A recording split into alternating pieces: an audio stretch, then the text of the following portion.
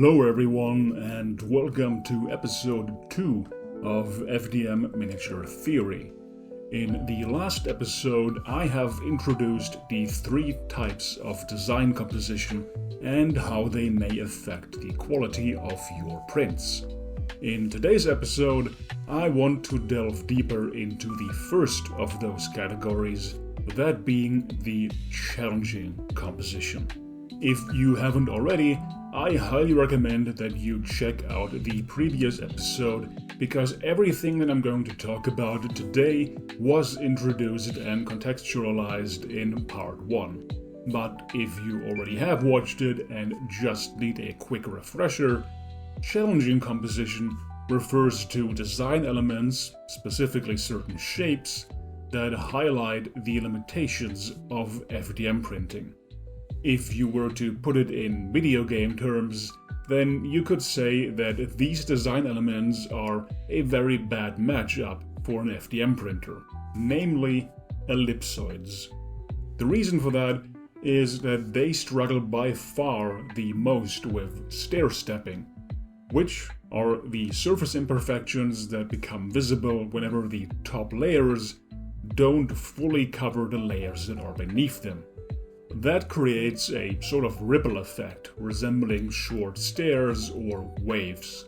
It's fairly simplified, but you could almost think of them as reverse overhangs. And just like with actual overhangs, you can't really get rid of them, because they are inherently linked to the geometry of the model. So unless you split the model into different parts and orient it at different angles, which is something that I'm gonna cover one day as well, you just gotta learn to live with them. You can minimize them by decreasing the layer height or by upscaling the size of the model itself, but ultimately they will always be there. That's how it works on paper, at least. But it can be a little bit difficult to visualize how it will work in practice. Eventually, you will develop a good eye to break down the models into their individual parts and simplified shapes, but until then, I wanted to show you how challenging composition can look like on actual models. To do that, I have prepared 3 different miniatures, and with each miniature, the challenging composition will be less and less obvious. All the models will be linked in the description if you want to get them yourself. On the screen right now are the models. Maybe you can take a closer look at them and try to guess which design element will fall into the challenging composition. The first model is the Evil Queen by Rocket Pig Games. What should stand out immediately is the staff, or rather the orb that is attached to it. When it comes to miniatures, this is probably as close as you can get to a perfect sphere, and as we have established earlier, spheres are terrible for FDM printing. Let's take a look at how the model looks like in the slicer. When we are previewing the model and look at it from the top, we can see the stair-stepping or ripple effects that are on top of the staff.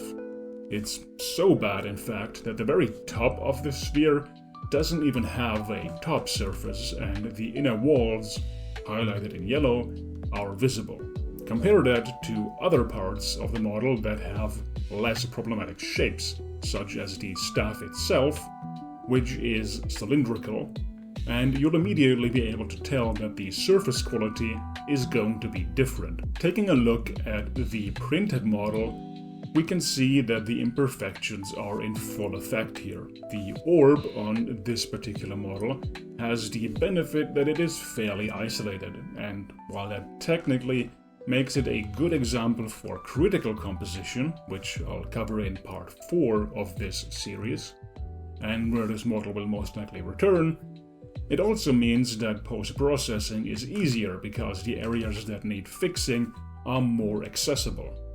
Now, you still have to keep in mind that because the orb is isolated from the rest, it makes this particular section of the model also fairly fragile and susceptible to damage during post-processing. But the point is that if you want to, the areas are easier to reach for sanding. Our next model is also by Rocket Pick Games, the Necromancer. Here, the challenging composition is slightly less obvious. We once again have a staff, this time with a skull attached to it. Skulls are not as problematic as actual spheres, but if you simplify them, you still end up with an ellipsoid.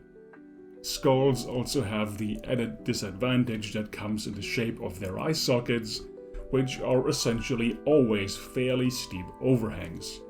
At this scale, you also lose a lot of details. The teeth and the nose already look pretty rough in a slicer, and looking at the model when it's printed, they aren't looking any better.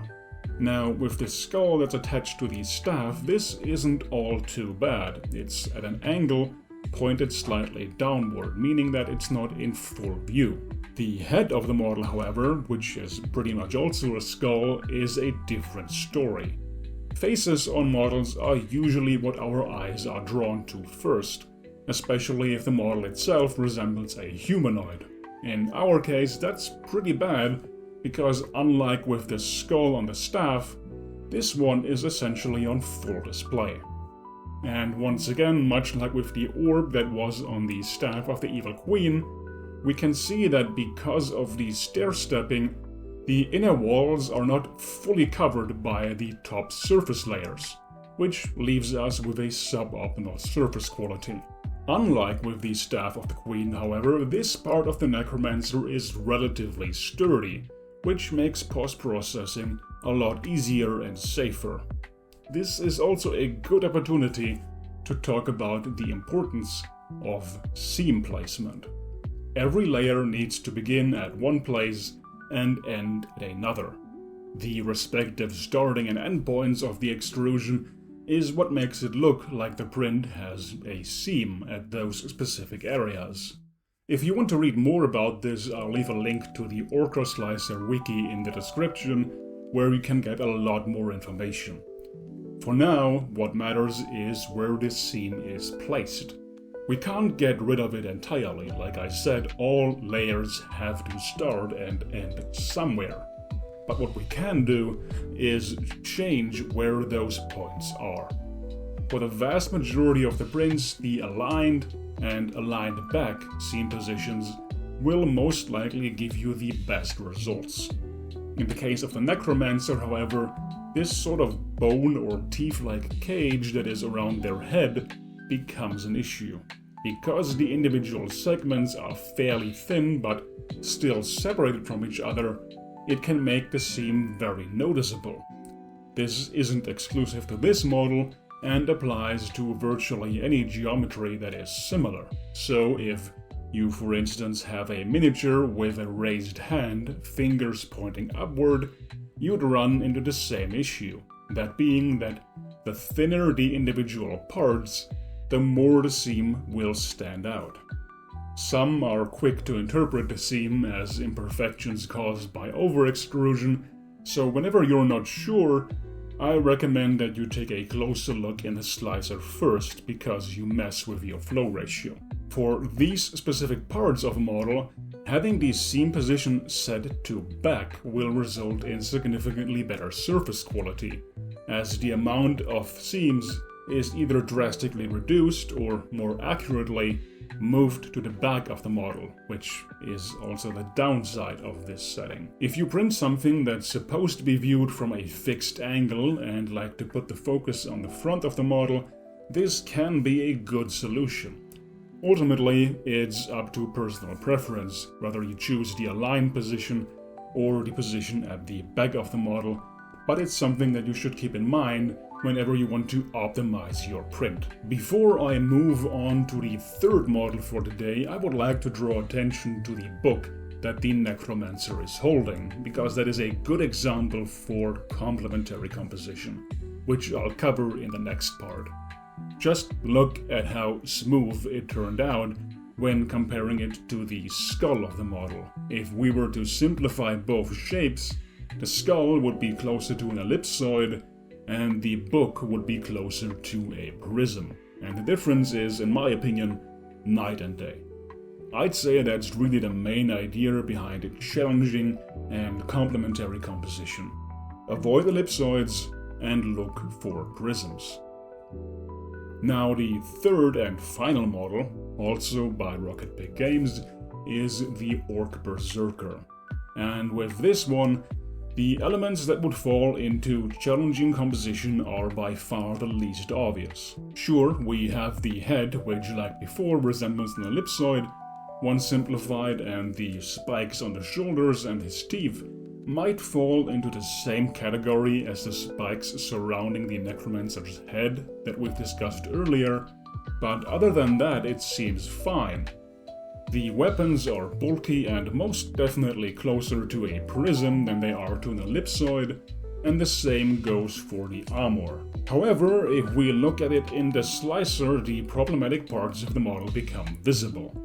The muscles, specifically the ones on the back and shoulders. Now, I am not one to criticize an orc's beauty standard, but the muscles here are so large and bulging that they actually begin to resemble ellipsoids, which becomes quickly apparent when viewing the model from the top. Much like with our previous examples, the inner walls shine through because they aren't fully covered by the top surface. Additionally, because the surface is uneven, it makes it fairly difficult to apply any post-processing here. And while the spikes on the shoulders are large enough to not make the seam position an issue, the teeth certainly are not. These three models are just a few examples of challenging composition, and I hope that I was able to make the whole theory of it a little bit less abstract. Very rarely does the composition affect the entire model, and, in fact, usually most models have both elements of complementary as well as challenging composition. Figuring out which is which before you load up the model into the slicer will take some practice, but I promise you that once you take a closer look at the miniatures and try to split them into segments and simplified shapes, you'll quickly develop a keen eye for it. And with that, episode 2 is over. This one was a bit on the shorter end. Originally, I wanted to cover all three composition types in a single video, but given the abstract nature of the topic, I figured it would be best to not turn this into a 30 to 40 minute essay. I hope you join me in the next episode of FDM Miniature Theory, and until then, take care everyone, and have fun printing.